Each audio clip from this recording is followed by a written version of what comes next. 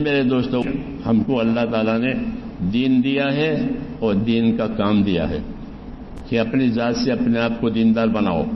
یہ پہلی ذمہ داری کہ اتنا ایمان بناؤ جو حرام سے بچاوے، اتنا ایمان بناؤ جو فرائض ادا کراوے، اتنا ایمان بناؤ جو دین کے تقاضے پورے کراوے.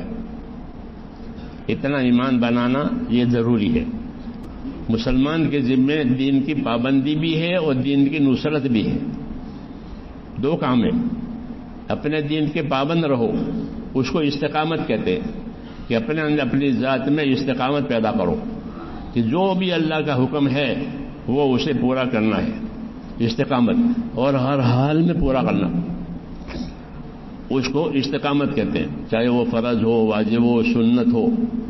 ہاں، حضرت علی فرماتے تھے کہ تسبیح فاطمہ جب سے میں نے سنی رسول صلی اللہ علیہ وسلم سے، میری زندگی میں وہ کبھی فوت ہی نہیں ہوئی. تو تسبیح فاطمہ فرض ہے. بولو، آپ بھی جانتے ہو کہ فرض نہیں ہے، تو حضرت علی نہیں جانتے ہوں گے کہ فرض نہیں ہے. کیونکہ آخری زمانے کے لوگ جانتے ہیں کہ تسبیح فاطمہ سنت ہے، مستحب ہے، فرض نہیں ہے. یہ سب جانتے ہیں.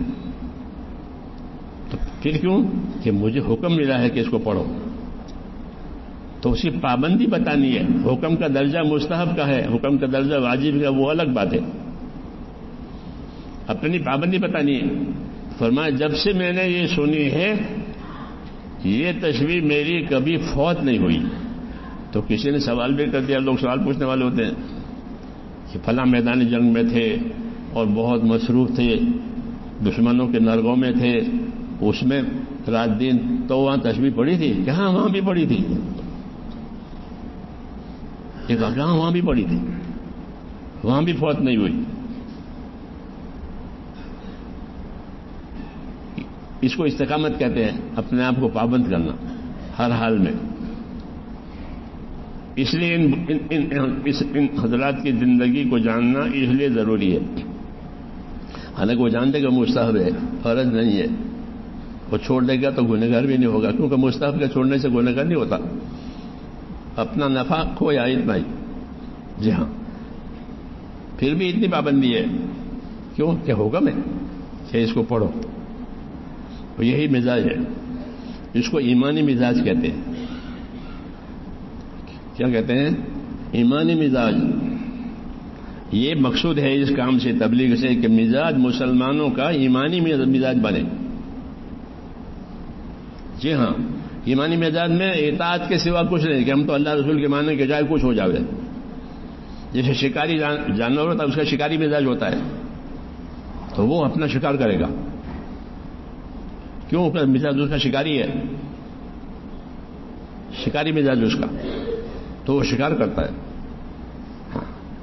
ایسے ہی مسلمان کہ اس کا مزاج ایمانی بنے.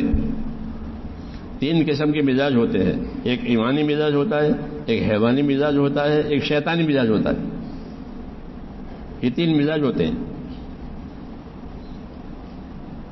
ایمانی مزاج، ایمانی مزاج میں سوائے اللہ رسول کی اطاعت کے اور کچھ نہیں، کہ ایمان کا تقاضا ہی اطاعت ہے. جیسے مال کا تقاضا تجارت، کہ مال ہے بڑھاؤ، ہے نا، مال کا یہ تقاضا ہوتا ہے، مال ہے کہ بڑھاؤ، نہیں تو کھا پی کے ختم کر جاؤ گے. ہاں، کہ مال کا تقاضا کہ مال کو بڑھانا. ایمان کا تقاضا کہ ایمان کا تقاضا اللہ کی اطاعت کرنا. ایمان اسی لیے دیا ہے اور نبی اسی لیے آئے ہیں کہ لوگوں کو اطاعت پر لاویں. تو ایمان کا تقاضا اطاعت ہے. یہ ایمانی مزاج ہے کہ ہماری زندگی میں اللہ کی اطاعت آوے، رسول صلی اللہ علیہ وسلم کی سنتوں کی پیروی آوے. ہاں، دوسروں کے حقوق کی فکر آوے کہ میرے اوپر کسی کا حق نہ رہے، مجھ پر کسی کا حق نہ رہے. ہاں، میں سب کا حق ادا کروں، کہ یہ ایمانی مزاج کہلاتا ہے. اس دعوت کے اندر یہ مقصود ہے کہ ہمارا مزاج ایمانی بنے، جیسے صحابہ کا مزاج ایمانی بن گیا، اور ایمانی مزاج بننے کی وجہ سے اطاعت آئی، اور اطاعت کی وجہ اللہ ان سے راضی ہو گیا اور مسئلہ اور کام پورا ہو گیا. یہ کام کے مقصد ہے کہ ہمارا مزاج ایمانی بنے، کہ ہماری زندگی اطاعت والی بنے، چاہے وہ فرض ہو، واجب ہو، مستحب ہو، لیکن ہم اس کا ادا کرنے والے بنے. اور یہ حرام ہے کہ ہم اسے بچنے والے بنے، چاہے وہ لاکھوں ہوں کہ مگر حرام ہے کہ نہیں لینا، حرام ہے. اتق المحارم تکن عابد الناس، حدیث شریف میں ہے کہ اتق المحارم تکن عابد الناس، تو حرام سے بچ جا پھر تو خدا کا سب سے بڑا عبادت گزارے. تو حرام سے بچنے کے لیے ایمانی طاقت چاہیے. جیسے میں نے کہا نا عائشہ صدیقہ نے فرمایا پہلے شراب حرام نہیں ہوا، کیونکہ اتنی ایمانی طاقت نہیں تھی کہ شراب چھوڑے، اتنی ایمانی طاقت نہیں تھی کہ زنا چھوڑے. تو جب ایمانی طاقت بڑھائی پھر کہا کہ یہ حرام ہے، یہ حرام ہے. اب وہ تو وہ سب چیزیں حرام ہو گئی اور آ گئی. اب ہم نے اپنا مزاج بگاڑا ہے، اس لیے اپنے مزاج کو صحیح کرنا پڑے گا.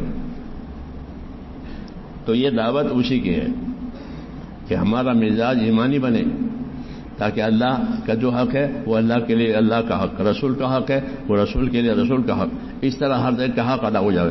پھر زندگی صاف ستھری ہو جائے گی. کیسی ہو جائے گی؟ صاف ستھری. حدیث شریف میں ہے اللہم انی اسألک عیشۃ نقیہ، اے اللہ میں آپ سے صاف ستھری زندگی چاہتا ہوں. دعا مانگیے مثلاً دعاؤں میں عیشۃ نقیہ میتۃ سویہ، اے اللہ میں آپ سے صاف ستھری زندگی مانگتا ہوں، اے اللہ میں آپ سے آسان موت مانگتا ہوں. زندگی صاف ستھری ہوگی تو موت آسان ہوگی. کیوں کہ کوئی جھمیلا نہیں ہے، کسی کے حق میں گرفتار نہیں ہے، کسی کا حق دبایا نہیں ہے. تو کہا کہ میں آپ سے اللہ صاف ستھری زندگی مانگتا ہوں اور آسان موت مانگتا ہوں، اور تیری طرف میری واپسی ہوگی. اللہ سے کہ تیری طرف میری واپسی ہوگی تو اس واپسی میں مجھے شرمندہ نہ ہونا پڑے تیرے سامنے. یہ دعا مانگی ہے اللہم انی اسألک عیشۃ نقیہ ومیتۃ سویہ ومرضا غیر مخزی، کہ میرا تیرا طرف واپس آنا ایسا ہو کہ مجھے تیرے سامنے کوئی شرمندہ نہ ہونا پڑے، ایسی زندگی عطا فرما. یہ ایمانی مزاج کہلاتا ہے، یہ ایمانی مزاج کہلاتا ہے. اس کو مانگنا بھی ہے اور اس کے لیے کرنا بھی ہے. تو میں نے کہا وہ 5 کام والی باتیں، وہ تو 5 گولیاں ہیں کہ بھائی کھاتے رہا موت تک. جی ہاں، کیوں؟ تاکہ سیدھا رہے. جی ہاں، ورنہ کام تو آگے ہے، کام آگے ہے. وہ آگے کام یہ ہے کہ ہر مسلمان اپنی ذات کو، اپنے جان مال کو امانت سمجھ کر زندگی گزارے. کہ میرے پاس جو کچھ ہے وہ میری نہیں ہے، وہ اللہ کی امانتیں ہیں. مال امانت ہے، اولاد امانت ہے، تندرستی امانت ہے، جو کچھ ہے وہ اللہ کی امانت ہے. اللہ نے کام کرنے کے لیے یہ دیا ہے. تو مولانا ارشاد صاحب فرماتے تھے کہ ہر مسلمان وہ اللہ کے دین کا فوجی ہے، اس کے ذمے ہے اللہ کے دین کی حفاظت. جس طرح فوج کے ذمے ملک کی حفاظت ہے، ایسا ہر مسلمان کے ذمے اس کے دین کی حفاظت اس کے ذمے ہے کہ مسلمان اپنے دین کا پابند بھی رہے اور مسلمان اپنے دین کا مددگار بھی رہے. نصرت بھی کرے، استقامت بھی پیدا کرے، نصرت بھی کرے، استقامت بھی پیدا کرے. یہ 2 کام ہیں ہمارے کہ ہم پابند ہوں گے سنتوں کے، واجبات کے، سب چیزوں کے. خالی 1-2 کام کے نہیں ہیں. اور اس کے ساتھ اپنے دین کی نصرت کے ہم پابند ہیں کہ ہمارے دین کو نصرت دینی ہے. پانی دینا، زمین کو پانی دیں گے تو سب چیزیں اگے گی، اور پانی کٹ گیا تو کچھ نہیں ہوگا. نصرت کٹ جائے گی تو پھر سارے عمل ختم ہو جائیں گے. ہاں، کیونکہ نصرت نہیں ہے. اس لیے مسلمانوں کو نصرت کا بھی حکم دیا ہے کہ اپنے دین کے مددگار بنو. یعنی ایسی کوشش کرو کہ دین سیکھو، دین سکھاؤ، دین سیکھنے کی دعوت دو، تاکہ ہر مسلمان اپنی زندگی کی ذمہ داری کی طرف متوجہ رہے. یہ نصرت تو ہمارے ذمہ میرے بھائیوں نصرت بھی ہے، اور ہمارے ذمہ استقامت بھی ہے کہ اپنے آپ کو ایک چیز کا پابند کرنا. یہ نہیں کہ چند کام کر لیے تو ہو گیا، کہ وہ تو ہم کو صحیح کرنے کے لیے دیے ہیں. اصل تو حضور صلی اللہ علیہ وسلم والی ترتیب ہمارے ہے کہ ہم آپ کی سنتوں کے، آپ کے طریقوں کے ہم پابند ہیں. اسی کے داعی بھی ہیں، اس کی دعوت دینے والے ہیں، اس کے سیکھنے سکھانے والے بھی ہیں. ہاں، اس کے سیکھنے کی دعوت دینے والے بھی ہیں. یہ ہمارا اصلی کام ہے. اس سے ہماری زندگی صحیح رہے گی. اس کے لیے یہ کام ہے، اس کے لیے یہ ترتیب ہے کہ اللہ کے راستے میں بھی نکلو، اس کو کرو. لیکن نکلنے کو اصل نہ سمجھو، اپنے آپ کو بنانے کو اصل سمجھو کہ میرا ایمان بنے، میرا یقین بنے، میرا اخلاص بنے. اور پھر یہ چیزیں لے کر امت میں جائیں تو جو چیزیں ہمارے اندر ہوگی وہ امت میں جائے گی.